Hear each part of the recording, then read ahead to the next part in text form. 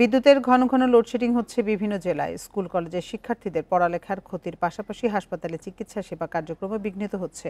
এ নিয়ে আরো জানাতে সিলেট ও সিরাজগঞ্জ থেকে যুক্ত হচ্ছেন সহকর্মীরা। শুরুতে যাচ্ছি সিলেটে, সেখানে আছেন সহকর্মী মঞ্জুর আহমেদ। মঞ্জুর, সারা দেশেই বিদ্যুৎ বিভ্রাটের খবর পাওয়া যাচ্ছে, ঘন ঘন লোডশেডিং হচ্ছে। সিলেটের পরিস্থিতি কেমন দেখছেন? বান্ডেল থাকলে প্রতি সেনমানিতে টাকা বাঁচবে। বিকাশ সেনমানি বান্ডেল কিনে জিতুন প্রতি লেনদেনে। সারা দেশের মতো কিন্তু সিলেটেও লোডশেডিং চরম আকার ধারণ করেছে এটা বলা যায়, কারণ বেশ কয়েকদিন ধরে তীব্র গরম পড়েছে এবং এই গরমের কারণে বিদ্যুৎ বিভাগ যেটা বলছে যে বিদ্যুতের সরবরাহ তারা কিন্তু পাচ্ছে না। জাতীয় গ্রিড থেকে তাদের যে পরিমাণ চাহিদার প্রায় 40% তারা সরবরাহ করতে পারছেন, অথবা অর্ধেক, এর বেশি তারা পাচ্ছেন না সরবরাহ। এর কারণে আসলে ঘন ঘন লোডশেডিং করতে হচ্ছে। লোডশেডিং এর কারণে কিন্তু আপনি যেটা বলছিলেন যে বেশ কিছু ক্ষতি হচ্ছে, শিক্ষার্থীদের পড়ালেখার ক্ষতি হচ্ছে, পাশাপাশি ব্যবসায়ীদেরও ক্ষতি হচ্ছে।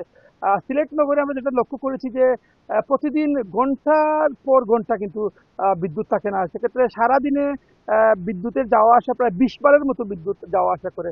এটা নিয়ে মানুষের মধ্যে একটা চরম ক্ষোভ রয়েছে। সিলেটে আসলে বিদ্যুতের যে প্রতিদিন চাহিদা সমান থাকে না, এক এক দিনে এক এক চাহিদা থাকে। তবে গড়ে যে চাহিদা সেটা হচ্ছে যে 180 থেকে 200 মেগাওয়াট বিদ্যুতের প্রয়োজন হয় সিলেট নগরীকে নির্বিচ্ছিন্ন বিদ্যুৎ দিতে। কিন্তু এখন তারা সরবরাহ যেটা পাচ্ছেন যে 100 মেগাওয়াট থেকে 120 মেগাওয়াটের মধ্যে তারা সরবরাহ পাচ্ছেন জাতীয় গ্রিড থেকে। এ কারণে কিন্তু সিলেটে ঘন ঘন লোডশেডিং করতে হচ্ছে, রেকর্ডিং পদ্ধতিতে কিন্তু লোডশেডিং করতে হচ্ছে। নগরীর অবস্থা যদি কিছুটা ভালো হলেও কিন্তু গ্রামের অবস্থা আরো খারাপ। গ্রামে কিন্তু একসঙ্গে 4 ঘন্টা 5 ঘন্টা করে লোডশেডিং করা হচ্ছে বিভিন্ন জায়গায়।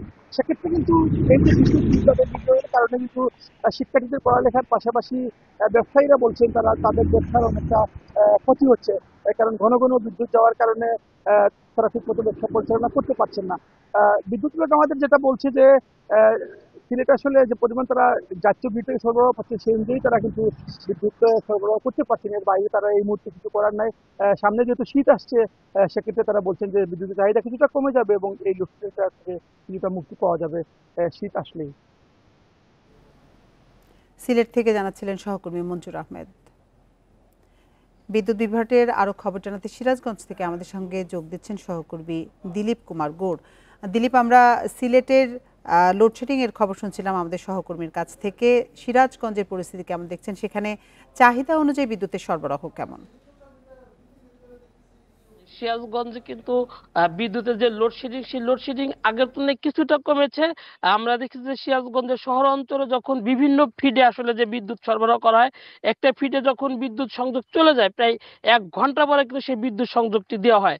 তবে শহরে এই কিছুটা কমলেও কিন্তু আমরা দেখেছি যে যারা পল্লী বিদ্যুতের অধীনে রয়েছে, সেই পল্লী বিদ্যুতের অধীনে যে বিদ্যুৎ রয়েছে সেখানে কিন্তু আমরা দেখি যে গ্রাম অঞ্চলে ঘন্টার পর ঘন্টা কিন্তু আসলে যে লোডশেডিং, সেই লোডশেডিং হয়, যে কারণে আসলে বিভিন্ন সমস্যা, বিশেষ করে যে এখন ইরিগেশন মৌসুম চলছে, এই মৌসুমে কিন্তু আসলে ক্ষেতে সেচ দেওয়ার জন্য যে বিদ্যুৎ সংযোগ, সেই সংযোগটা বিচ্ছিন্ন থাকলে কিন্তু আসলে পানি ঠিক মতন সরবরাহ করতে পারে না বলে আমাদের কৃষক জানিয়েছেন।